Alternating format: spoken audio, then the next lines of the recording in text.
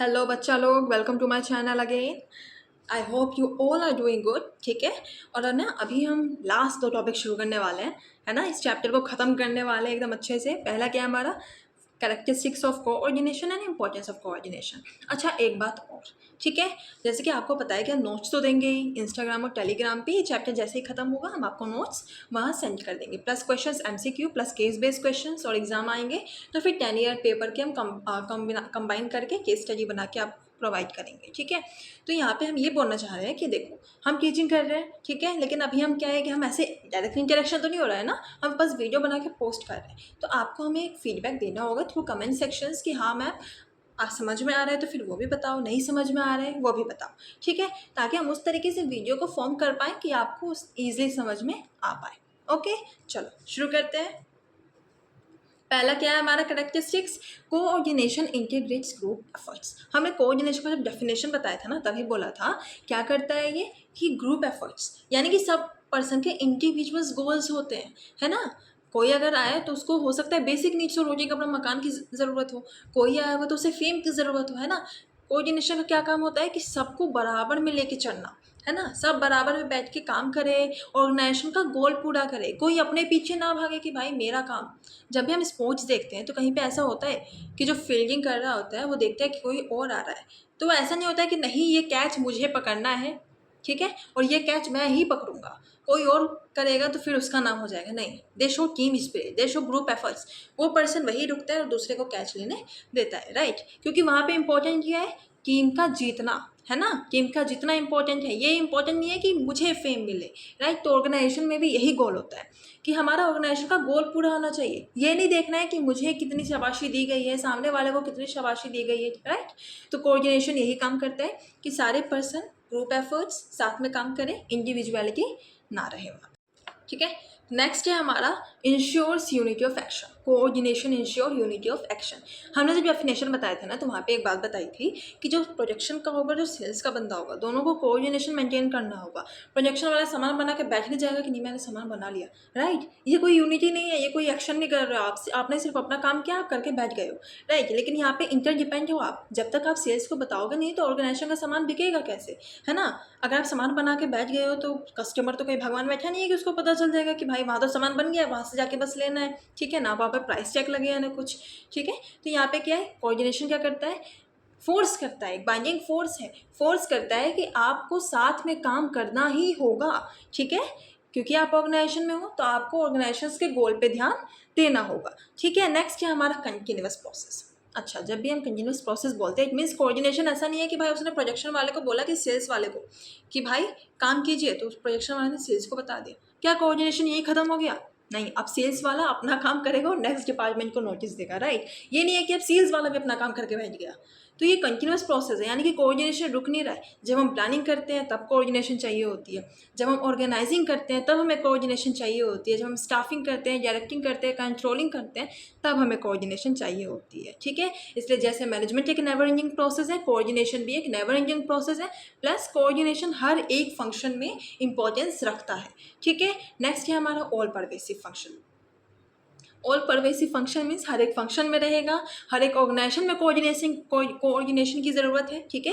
तो यानी कि कोऑर्डिनेशन भी क्या है, ऑल परवेसिव है, यूनिवर्सल है, राइट। नेक्स्ट है आपका रिस्पॉन्सिबिलिटी ऑफ ऑल मैनेजर। अच्छा, हमने जब आपको ना एक बात बताई थी, क्या बताया था हमने आपको, कि जो टॉप लेवल का मैनेजर है वो सिर्फ प्लान बना के बैठ नहीं जाएगा कि भाई मैंने तो प्लान बना लिया, अब मैं इसके आगे जाऊँगा ही नहीं, मेरा काम था प्लान बनाना, मैंने प्लान बना लिया और हम अब आराम से बैठे हैं क्योंकि मेरा काम हो गया। नहीं, ये आपकी भी रिस्पॉन्सिबिलिटी है कि आप कोऑर्डिनेशन पूरा कीजिए। आपने जो प्लान बनाया है उसे आप मिडिल लेवल को बताइए, है ना। और मिडिल लेवल क्या करेगा, उसको जो प्लान्स बताए गए वो अब क्या करेगा, सुपरवाइजरी लेवल को जाके बताएगा। यही तो कोऑर्डिनेशन है, यही तो सारे मैनेजर्स की रिस्पॉन्सिबिलिटी बनी ना, कि उन्होंने क्या किया, अपने नॉलेज को, अपने प्लान्स को शेयर किया है ताकि ऑर्गेनाइजेशन का गोल पूरा हो सके, राइट। समझ में आया। यही थे हमारे करेक्टरिस्टिक्स। और ये एक और बाकी है which is deliberate function. Deliberate functions मतलब कोई करना चाहे ना करना चाहे तब भी मैनेजमेंट को सुपर कॉन्शियस होके डेलिब्रेटली ज़बरदस्ती आपको वो काम करवाना ही है, जानबूझ के आप वो काम करवाओगे ही करवाओगे, राइट। अब ऑर्गेनाइजेशन में आए हो, इसलिए हम स्टाफिंग का क्या बता रहे थे आपको कि आपको ये देखना पड़ेगा कि सामने वाला पर्सन इंथुजियास्टिक है, एम्बिशियस है कि नहीं है ना। तो यहाँ पे क्या करना है कि अगर प्रोजेक्शन और सेल्स साथ में काम करना चाहते हैं तब भी आपको मोटिवेशन बनाए रखना है कि हाँ आपको ये काम करना है। आप ये काम करोगे तो ऑर्गेनाइजेशन का प्रॉफिट होगा, ऑर्गेनाइजेशन का प्रॉफिट होगा तो इनडायरेक्ट वे में आपका भी तो प्रॉफिट होगा, है ना। तो कोऑर्डिनेशन क्या करता है, डेलिब्रेट फंक्शन है, यानी कि आपको एक विलिंगनेस देता है, आपको मोटिवेशन देता है कि हाँ आपको ये काम करना ही है, ठीक है, और इसे करने से आपका ही प्रॉफिट होगा। नेक्स्ट है आपका इंपॉर्टेंस सिर्फ 3 ही है और बहुत शॉर्ट एंड सिंपल है। पहला क्या है, ग्रोथ इन साइज। तो जब भी हम किसी भी ऑर्गेनाइजेशन में हैं तो मैंने आपको जब ऑर्गेनाइजेशन ऑब्जेक्टिव बताया था वहाँ पे क्या था कि पहले हम सर्वाइव करते हैं, फिर प्रॉफिट कमाते हैं, देन ग्रोथ करते हैं, राइट। तो जैसे कि मेरा ऑर्गेनाइजेशन है, ठीक है, मेरा ऑर्गेनाइजेशन ग्रोथ करेगा, जैसे ही मेरा ऑर्गेनाइजेशन बड़ा होगा तो मेरे पास एम्प्लॉयज़ भी तो बढ़ेंगे ना, है ना। मेरे एम्प्लॉयज़ भी तो ज़्यादा हो जाएंगे, मुझे अब उनको भी तो मैनेज करना है। उनको मैनेज के लिए फिर से किस चीज़ की ज़रूरत पड़ जाएगी, कोऑर्डिनेशन, राइट। कोऑर्डिनेशन आएगा तभी तो मेरे मैनेजर्स और मेरे जो वर्कर्स होंगे वो सारे क्या करेंगे, साथ में काम करेंगे, यूनिटी इन एक्शन दिखेगा, ग्रुप एफर्ट दिखेगा, राइट।